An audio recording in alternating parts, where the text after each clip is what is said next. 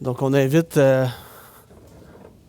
inviter nos enfants à rejoindre Marlène à l'arrière pour l'école du dimanche. Ah, quel beau chant, le dernier chant qu'on a chanté, n'est-ce pas? Je me décharge sur toi, le cœur en paix, mon Rédempteur. Et c'est exactement ce qu'on va voir ce matin. Donc, ça correspond bien au message. Donc, ce matin, nous allons poursuivre notre série de messages sur l'Évangile de Matthieu, intitulé « Le roi et son royaume ». Et, oui, ça fonctionne bien, merci mon frère. Et vous avez vu, j'ai changé de titre, parce que dans le bulletin, c'est écrit « Questions sur le sabbat ». Mais là, en faisant ma préparation, je me suis dit « Wow, on va trop se perdre dans des questions et on ne parlera pas de notre texte ». Alors, j'ai changé de titre et je l'ai intitulé « Le sabbat de Christ », ce qui est beaucoup mieux. Donc, durant les derniers mois, nous avons passé à travers les 10 premiers chapitres de l'Évangile selon Matthieu. Et dans les chapitres 1 à 10, qu'est-ce qu'il fait Matthieu, qu'est-ce qu'il fait l'évangéliste Matthieu? C'est qu'il récupère toutes sortes de preuves, il les accumule, des preuves de l'identité de Jésus comme étant le Christ, le Messie promis et le Fils de Dieu. Plus récemment, on a vu le chapitre 11. Dans le chapitre 11, on a vu comment Matthieu répond aux réactions des gens et aux réactions négatives des gens devant ces preuves-là. Donc certains doutaient. Je vais avancer un petit peu. Je pense que je vais vous aider un petit peu avec ce qui est écrit ici. Donc, certains doutaient, c'était une des réactions. D'autres critiquaient. D'autres étaient indifférents. Et malgré ces réactions, on a vu dans le dernier message de notre frère Adama que Jésus continue d'appeler quand même à lui le reste qui est fidèle et qui est là vraiment de porter de lourds fardeaux spirituels. Les gens qui cherchent le repos dans la grâce de Dieu, Jésus continue de les appeler. Encore aujourd'hui. Donc aujourd'hui, en abordant le chapitre 12, évidemment, nous continuons dans la thématique du repos, l'idée que Jésus amène le repos. Donc, Matthieu utilise ce thème pour nous faire entrer dans une nouvelle période complètement du ministère de Jésus. Donc, on passe d'une période où on était dans le doute, la critique, l'indifférence. Mais là, on passe dans quelque chose de beaucoup plus difficile pour Jésus et ses disciples.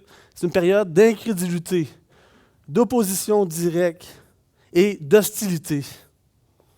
Et le texte de ce matin dans l'Évangile selon Matthieu va relater un incident déclencheur des hostilités des chefs religieux envers Jésus. Il va y avoir un incident déclencheur, c'est ce qu'on va voir ce matin.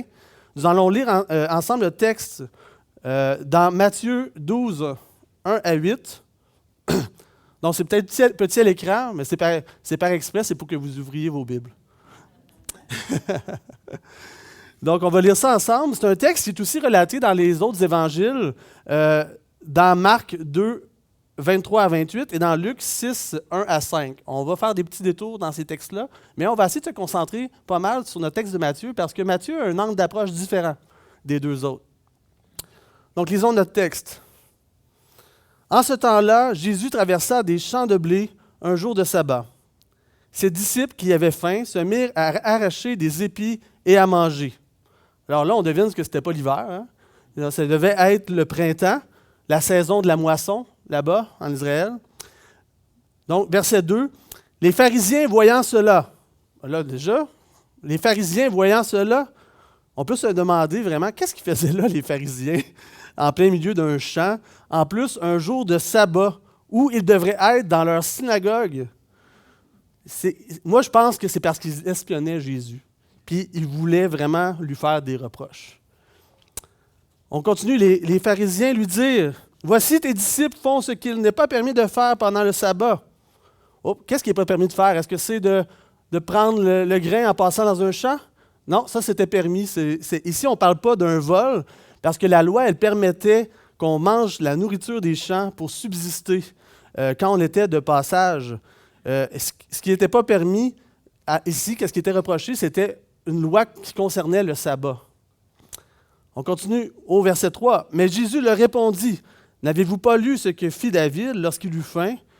lui et ceux qui étaient avec lui, comment il entra dans la maison de Dieu et mangea les pains de proposition qu'il n'était permis de manger ni à lui, ni à ceux qui étaient avec lui et qui étaient réservés aux sacrificateurs seuls.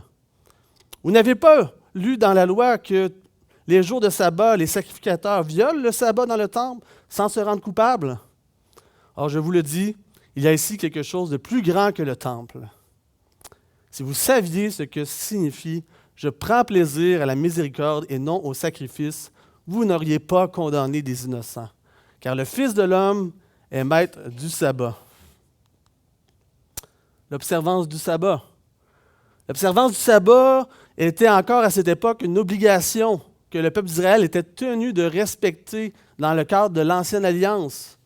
À l'origine, le sabbat, qu'est-ce que ça veut dire? Ça veut dire repos, ça veut dire un temps d'arrêt.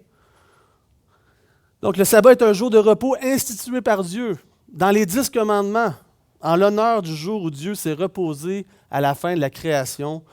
Et ça, c'est décrit dans Exode 20, 9 à 11.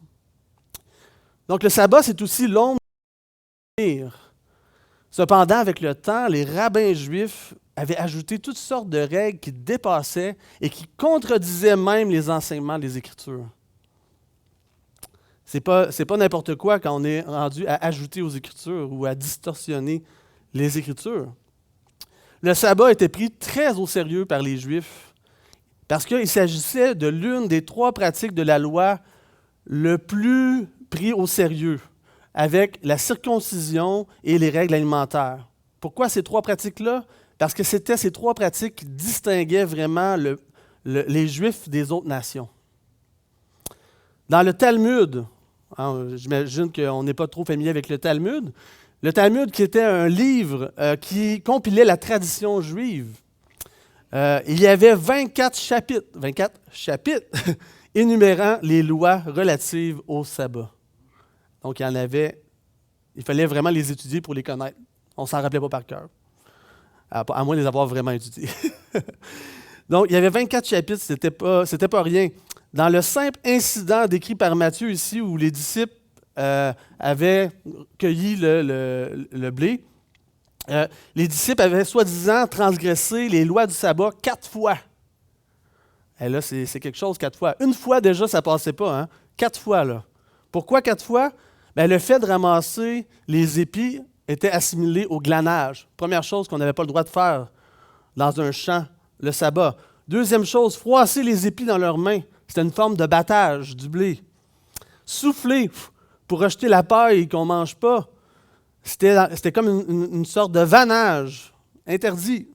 Et écraser le grain dans leur bouche en le mangeant, c'était assimilé à la préparation de la nourriture. Interdit. Wow! 4 choses interdites. Et ces 4 choses-là méritaient quoi? La peine de mort. Mais en réalité, les Juifs n'appliquaient pas ça à cette époque-là. Ils n'appliquaient pas vraiment la peine de mort dans les faits pour un cas comme ça. Ils en laissaient passer pas mal. Mais c'était important quand même. C'était l'une des marques principales de la fidélité à Dieu. Si on était capable, si on voulait vraiment observer le sabbat, puis on le faisait le mieux possible, c'était une marque extérieure qu'on était fidèle à Dieu. C'était important. Alors, en ne respectant pas la tradition juive quant à la manière d'honorer le sabbat, Jésus y touche à ce moment-là une corde sensible. Nous voyons d'ailleurs dans les 4 évangiles que l'observance du sabbat, c'est le sujet principal de conflit entre les chefs religieux et Jésus.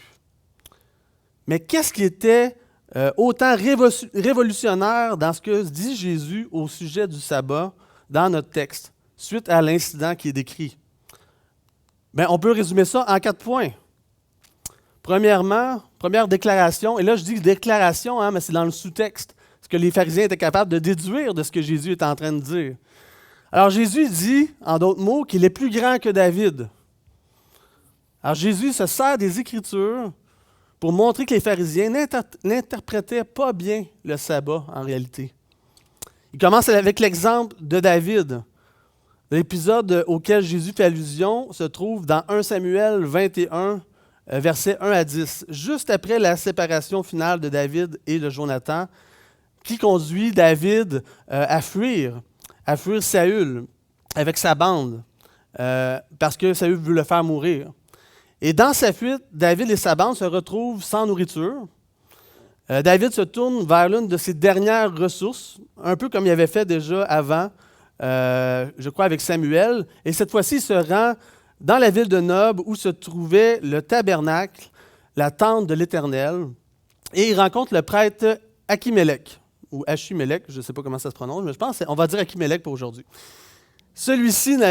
Achimélec n'avait seulement que des pains de proposition à offrir. C'est quoi des pains de proposition? Ce sont les pains qui étaient mis devant l'Éternel pendant 7 jours. Ce sont les pains qui étaient mis au sabbat dans la tente de l'Éternel pour les présenter devant l'Éternel. Ils représentaient la communion du peuple avec Dieu. Et c'était mis dans la tente devant l'Éternel pendant 7 jours. Et ils étaient remplacés à chaque sabbat. Donc, on devine que c'était un jour de sabbat. Et comme c'était le sabbat, Achimélec donne alors les anciens pains de proposition à David. Cependant, il s'agissait quand même de pains consacrés à l'Éternel. Et selon la loi, David n'avait pas le droit de les manger. Il y avait seulement les prêtres qui pouvaient faire cela. Parce qu'on lit dans Lévitique 24, 9, « Ils appartiendront à Aaron et à ses fils, et ils les mangeront dans un lieu saint, car ce sera pour eux une chose très sainte, à part des offrandes consumées par le feu devant l'Éternel. C'est une loi perpétuelle. » Et pourtant, voici ce que David déclare dans 1 Samuel 21, 5. « Alors, si c'est là un acte profane, de prendre les pains de proposition, il sera certainement aujourd'hui sanctifié par celui qui en sera l'instrument. » Alors là, c'est un verset difficile un peu à comprendre.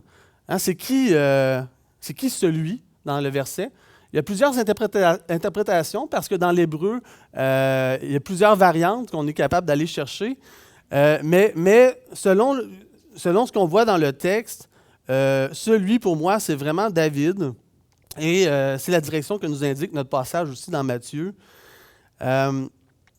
Donc, ça aurait pu être Achimélec aussi, mais au final, ça pointe vers Christ et c'est la même chose.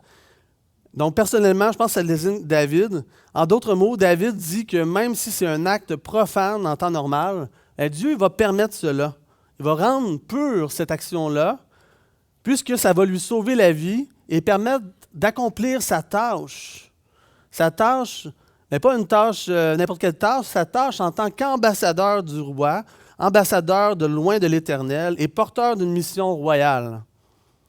Alors là, ici, il y a comme un double sens, parce que David prétend à ce moment-là qu'il est en mission royale de Saül, mais ce n'est pas le cas. Mais toutefois, il était quand même en mission. David était quand même un envoyé de l'Éternel, le roi des rois. Et il existe un lien étroit entre David et Jésus. David était un envoyé de Dieu. Il était une préfiguration du Messie. Et David a utilisé son statut pour mettre une loi cérémonielle de côté afin de manifester la grâce souveraine de Dieu. C'est ce qu'il a fait. Donc, en comparant sa situation avec la situation de David, Jésus se présentait aux pharisiens en réalité comme un nouveau David. Voyons le parallèle un peu. David était en mission avec ses compagnons. Jésus, lui, était en mission avec ses disciples. David avait déjà reçu l'onction royale de Samuel à ce moment-là, mais son règne était contesté. Jésus était déjà roi, mais son royaume n'était pas reconnu par le peuple juif.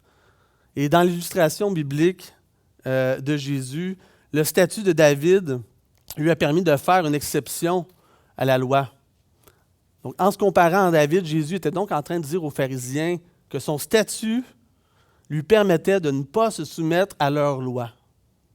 Jésus allait préciser ça un peu plus tard, mais c'était déjà une déclaration choquante. Moi, je suis mieux que vous autres, je n'ai pas besoin de me soumettre à vos lois. Dans un sens, c'est comme ça qu'il le percevait. Wow! Jésus donne un deuxième exemple pour montrer que les pharisiens n'interprétaient pas bien le sabbat. On voit ça dans notre passage au verset 5. C'est l'exception pour le service du temple. On lit « Où n'avez-vous pas lu dans la loi? » c'est ça. Vous n'avez pas lu dans la loi que les jours de sabbat, les sacrificateurs violent le sabbat dans le temple sans se rendre coupables. Alors, évidemment, les sacrificateurs ne violaient pas vraiment le sabbat. Jésus suggère plutôt que les pharisiens devaient conclure dans leur manière d'interpréter la loi, selon leur application, que les sacrificateurs violaient le sabbat. Et c'est pourtant illogique puisque c'est la loi qui permettait aux sacrificateurs de faire certaines choses normalement interdites le jour du sabbat. Donc, il y avait une incohérence là, dans leur manière de penser. Donc, évidemment, là, on voit aussi dans Nombre 28, 9 qui nous dit « Le jour du sabbat, vous offrirez des agneaux d'1 an sans défaut, et pour l'offrande, 2 dixièmes de fleurs de farine pétrie à l'huile, avec la libation. C'est l'holocauste du sabbat pour chaque sabbat, outre l'holocauste perpétuel et la libation. » Donc, il y avait le droit de faire certaines choses des sacrificateurs pendant le sabbat. Il y avait une exception pour les sacrificateurs, pour le service au temple. Parce que le sabbat, c'était un peu c'était leur journée de culte. Donc, s'ils ne pouvaient pas rien faire au temple, c'était mal parti un petit peu. Donc, comment les sacrificateurs pouvaient-ils travailler alors que le 4e commandement demandait de ne faire aucun ouvrage? Quel principe leur donnait ce droit? Bien, ils faisaient cela au nom de la nécessité du travail au service du temple. Et si cette exception pouvait s'appliquer pour le service du temple, a fortiori, elle devait pouvoir s'appliquer à celui que le temple représentait, c'est-à-dire Christ. Et c'est exactement la direction que Jésus prend dans son explication au verset 6. « Or, je vous le dis, il y a ici quelque chose de plus grand que le temple. » Jésus aurait pu dire « Il y a quelqu'un ici plus grand que le temple. » Mais il a choisi de dire « Il y a quelque chose. » Là, ça m'a intrigué. J'ai fait quelques petites recherches. Puis, je vois que dans le texte original, c'est vraiment une tournure au neutre. Alors, je suis allé voir quelques commentateurs et je suis allé voir un commentaire de Grant Osborne qui nous dit que l'utilisation du neutre ici renvoie au ministère du royaume et à l'office messianique de Jésus. Donc, ce n'est pas juste Jésus, c'est Jésus et sa mission. Ici, Jésus dit non seulement qu'il est plus grand que le temple, mais qu'il se prépare un changement de paradigme, un changement de dispensation, si vous voulez, une nouvelle réalité spirituelle qui remplace les ombres de l'ancienne alliance. En fait, Jésus, il annonce l'arrivée du royaume de Dieu avec lui. Un royaume qui surpasse les règles qui avaient été mises pour le préfigurer. Donc Jésus est donc en train de dire aux pharisiens que s'ils ne sont pas prêts à faire une exception à leur loi pour lui qui est la signification même pour laquelle le temple existait, ils ne devraient pas non plus faire une exception pour le service du temple. Donc Jésus montre aux pharisiens qu'ils sont incohérents car ils ne voient pas la véritable réalité spirituelle. À travers ces illustrations, les pharisiens comprennent que Jésus est en train de dire que le sabbat, il ne peut pas l'arrêter. Il ne peut pas arrêter ni lui, ni sa mission, puisqu'il est plus grand et plus important que David et plus grand que le temple. Donc ça, c'est une affirmation révolutionnaire. Aucun homme pouvait prononcer ça à cette époque-là. Le 3e point que Jésus apporte sur le sabbat et qui choque les pharisiens se trouve au verset 7 de notre texte. On y lit « Si vous saviez ce que signifie « Je prends plaisir à la miséricorde et non au sacrifice », vous n'auriez pas condamné des innocents. » Donc Jésus parle de miséricorde. Il parle d'amour. Il a dit qu'il y a une loi qui est liée à cette loi-là aussi, qui ne peut pas se séparer. Ce qu'on peut appeler la loi de Christ ou la loi d'amour. Jésus dit aux pharisiens qu'ils ne comprennent pas la loi et donc qu'ils condamnent des gens qui ne sont pas coupables en réalité. Les pharisiens exagéraient la loi par leur tradition et mettaient de lourds fardeaux sur les épaules du peuple en ce jour qui devait être un jour de repos. Donc, il semblait oublier que le sabbat a été fait pour l'homme et non l'homme pour le sabbat. Comme Jésus le rappelle dans Marc 2, 27. Le Seigneur leur fait donc des reproches Et il va paraphraser Osée 6.6, qu'on lit intégralement ainsi. Car j'aime la miséricorde. Ici, le mot miséricorde, c'est le mot amour. C'est le mot hesed en hébreu, qui est un mot qui revient souvent, qui est sans doute le plus difficile à traduire de la Bible. Il fait référence à un amour, mais un amour surnaturel, un amour qui vient de Dieu, l'amour de Dieu en nous, en d'autres mots. Donc, le Seigneur dit « Car j'aime la miséricorde et non les sacrifices, et la connaissance de Dieu plus que les holocaustes. » Obéir à la loi sans que cela soit fondé dans l'amour, c'est de l'hypocrisie. Ça ne plaît pas à Dieu. Jésus fait ce reproche aux pharisiens dans Matthieu 23. « Malheur à vous, scribes et pharisiens hypocrites, parce que vous payez la dîme de la menthe, de la nette et du cumin, et que vous laissez ce qui est plus important dans la loi, la justice, la miséricorde et la fidélité. C'est là ce qu'il fallait pratiquer, sans négliger les autres choses. » Et le prophète Osée faisait le même reproche au peuple de Dieu en son temps. L'erreur du peuple et celle des pharisiens, c'est de tomber dans le ritualisme.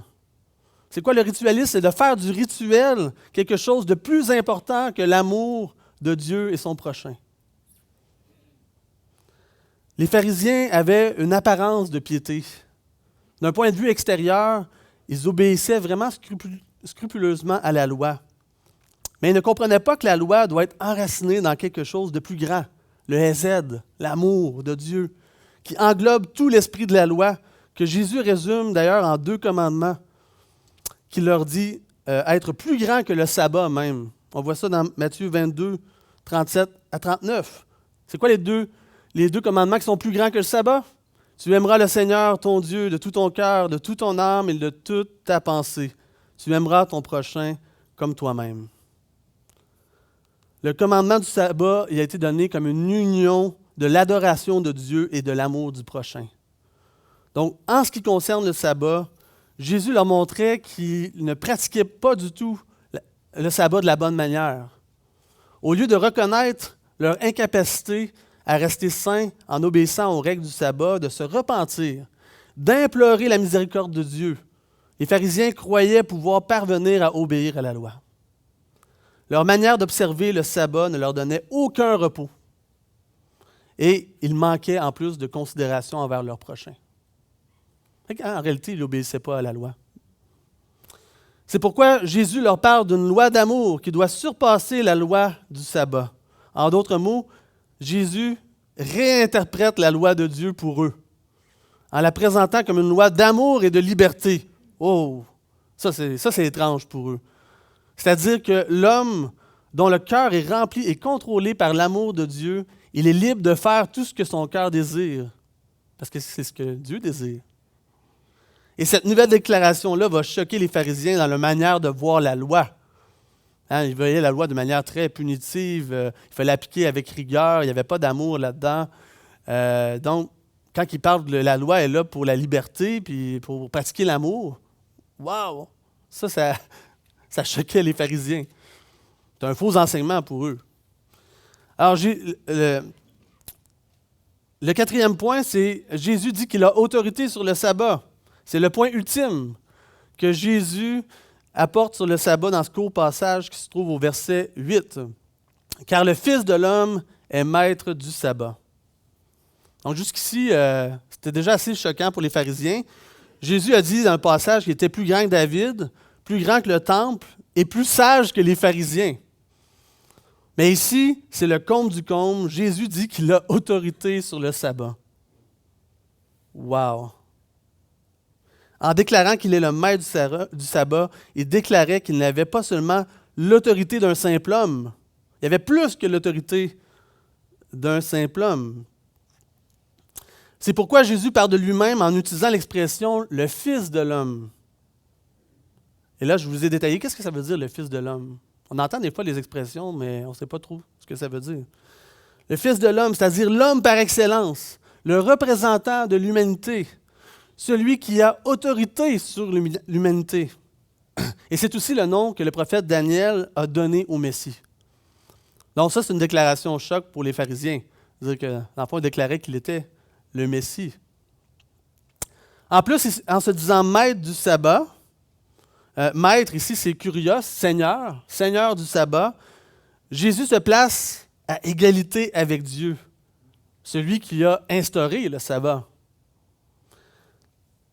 Et c'est drôle de voir parce que, à travers l'évangile de Matthieu, comment Jésus présente la divinité de Jésus. Matthieu présente la divinité de Jésus parce qu'il utilise souvent des manières comme ça, indirectes, de souligner la divinité de Jésus. Par exemple, quand Jésus calme la tempête, les disciples disent « Qui est celui à qui obéissent le vent et la mer? » On n'a pas la réponse, mais on connaît la réponse. Seul Dieu peut faire ça. Ou encore, quand Jésus pardonne les péchés des gens, seul Dieu peut faire ça. Et cette fois-ci, Jésus affirme qu'il est Dieu en disant qu'il est maître du sabbat, celui de qui le sabbat tire son sens et son origine. Le seul qui peut nous donner ce que symbolise le sabbat, le repos. On se rappelle l'invitation de Jésus juste avant, dans Matthieu 11, 28, qu'on a étudié avec Adama. « Venez à moi, vous tous qui êtes fatigués et chargés, et moi je vous donnerai du repos. » Un repos qui provient d'où? Un repos qui provient de Dieu, parce que c'est un repos qui provient du pardon des péchés, qui provient de la justice de Christ qui nous est imputée, qui provient de cette facilité-là, de notre nouveau cœur à suivre la loi parce qu'on l'aime. Seul Dieu peut nous donner ce repos. Et Jésus mentionne encore cette égalité-là avec Dieu en ce qui concerne l'autorité sur le sabbat dans d'autres passages, comme dans Jean 5, 17 à 18. Mais Jésus leur répondit, « Mon Père travaille jusqu'à maintenant, et moi je travaille. » À cause de cela, donc, les Juifs cherchaient d'autant plus à le faire mourir, parce que non seulement il violait le sabbat, mais aussi parce qu'il disait que Dieu était son propre Père, se faisant égal à Dieu. Donc, des fois, il n'appliquait pas la mise à mort pour quand on transgressait le sabbat, mais pour une chose comme ça, il cherchait vraiment un moyen de le faire mourir. L'erreur des pharisiens, c'était de ne pas comprendre que la loi conduit à Christ. Que le sabbat était une ombre qui pointait vers l'accomplissement de l'œuvre de Christ. Ils étaient tombés dans le légalisme. Légalisme qui est l'ennemi de la grâce. Mais pourtant, la loi de Moïse, aussi exigeante soit-elle, est un reflet de la grâce de Dieu, un moyen de guider les hommes vers Jésus-Christ, le seul espoir véritable de venir à Dieu. Paul dit dans Galates 3, 24, « Ainsi la loi a été comme un précepteur pour nous conduire à Christ, afin que nous soyons justifiés par la foi. » Alors là, ce que Jésus disait, c'est que le maître du sabbat, il est arrivé. Mais les pharisiens, ils ont rejeté son autorité, puisque leur légalisme donnait préséance à toutes sortes de traditions et de bonnes œuvres.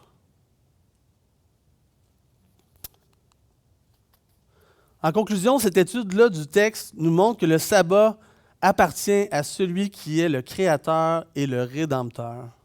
Il appartient au maître du sabbat.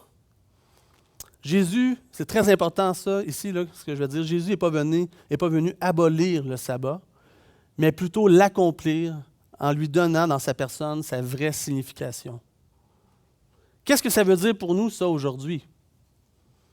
Bien, évidemment, sur le plan moral, nous devons obéir au principe de ce commandement-là qui nous demande de mettre du temps à part pour Dieu dans nos occupations quotidiennes, pour prendre plaisir en lui, en son œuvre qu'il a accomplie à travers Christ. Évidemment, on veut continuer de faire ça. Toutefois, on n'a plus besoin d'observer toutes les lois cérémonielles du sabbat, puisque ces lois avaient été données pour pointer vers la sanctification à venir. Mais c'est une sanctification dont nous avons déjà bénéficié en tant que croyants par l'œuvre de Christ. Cela dit, assez tôt dans l'histoire, les chrétiens ont adopté le jour du Seigneur, le dimanche, jour de la résurrection de Christ, comme un jour de repos et de culte. Et ça n'a pas été fait à cause d'une obligation de la loi, comme pour le sabbat, mais dans la liberté chrétienne, à cause du désir des chrétiens de répondre à la grâce de Dieu en honorant et en proclamant ensemble le repos éternel assuré par Christ.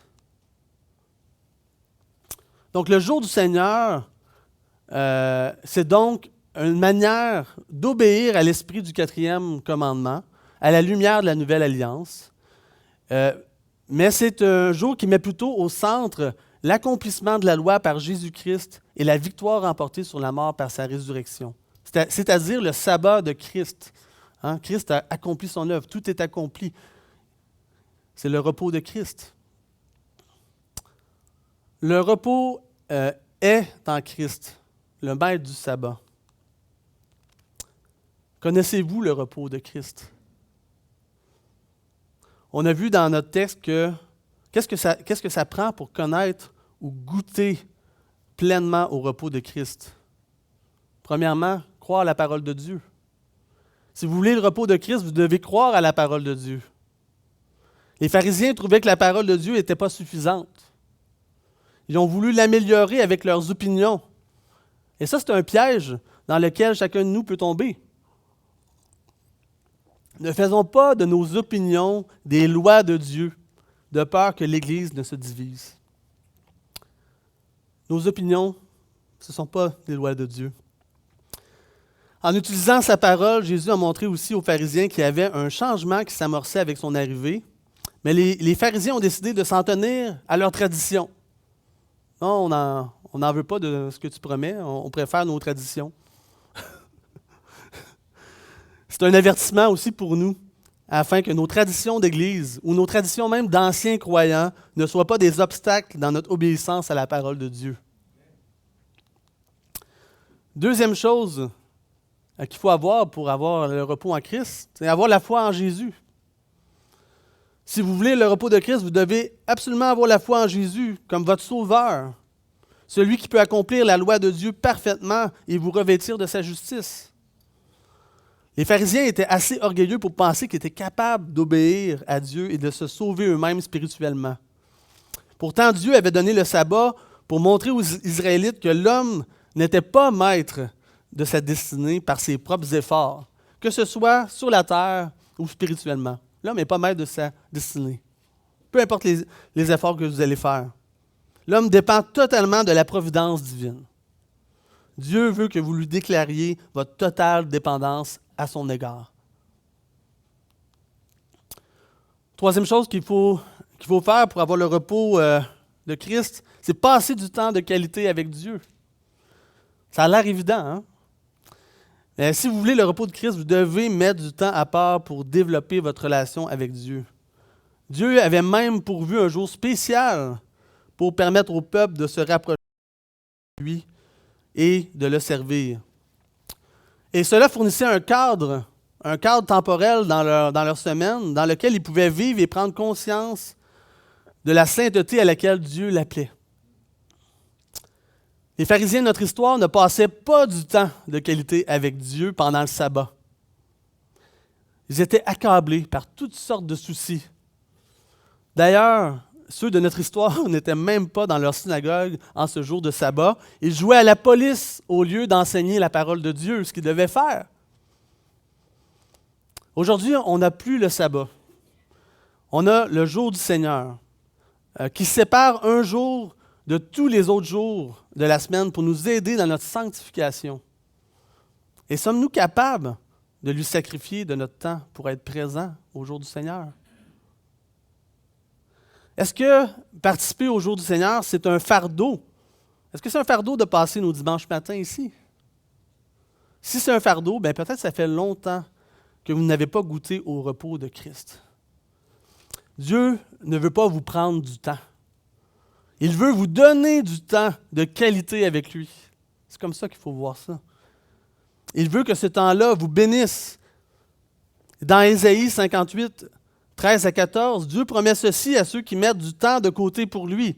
Ici, ça s'applique pour le sabbat, mais ça s'applique aux autres moments dans la semaine où on prend du temps pour lui, comme le jour du Seigneur. On lit ensemble. « Si tu retiens ton pied pendant le sabbat pour ne pas faire ce qui te plaît durant mon saint jour, si tu considères le sabbat comme un plaisir, le jour saint de l'Éternel, comme digne d'être honoré, et si tu l'honores en ne suivant pas tes voies habituelles, en ne cherchant pas à accomplir tes propres désirs et en ne parlant pas dans le vide, alors tu trouveras ton plaisir dans l'Éternel. Et la promesse, alors je te ferai monter sur les hauteurs du pays et te ferai jouir de l'héritage de ton ancêtre Jacob. Oui, c'est l'Éternel qui l'affirme. Dieu veut que vous soyez capable de vous arrêter et de prendre le temps de savourer le repos de Christ. Aujourd'hui, Jésus vous invite à venir à lui pour trouver le repos qui est réservé à son peuple. Hébreux 4, 9, 10 nous dit « Il y a donc un repos de sabbat réservé au peuple de Dieu, car celui qui entre dans le repos de Dieu se repose de ses œuvres, comme Dieu s'est reposé des siennes. » Jésus, c'est le maître du sabbat. Mais vous savez, pour connaître son repos, il doit aussi être votre maître. Ça veut dire que vous devez le mettre en premier dans votre vie et lui obéir.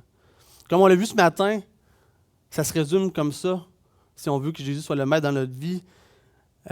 Jésus, il veut être votre plus grand héros, votre plus grande mission et votre plus grand amour. N'endurcissez pas votre cœur à son appel et confiez-lui votre vie. Prions. Merci, Père Céleste, pour le texte que nous avons lu ce matin et qui révèle vraiment Jésus-Christ dans toute sa splendeur, dans toute sa royauté, dans toute sa divinité. Seigneur, nous voulons vraiment nous soumettre ce matin à ton autorité sur nos vies. Nous voulons apprendre à nous tourner vers toi à chaque fois qu'on est tenté de faire des choses à notre manière. Aide-nous, Seigneur, pour qu'on ne vive pas une religion morte, mais une relation vivante avec toi. Merci pour le repos qui se trouve, Seigneur, en toi et qui illustre vraiment bien le rétablissement auquel nous aspirons tous, c'est-à-dire la guérison et la réconciliation avec toi. Merci parce que tu nous fais goûter déjà à ce repos dès maintenant, en attendant le sabbat ultime en ta présence. Amen. Amen.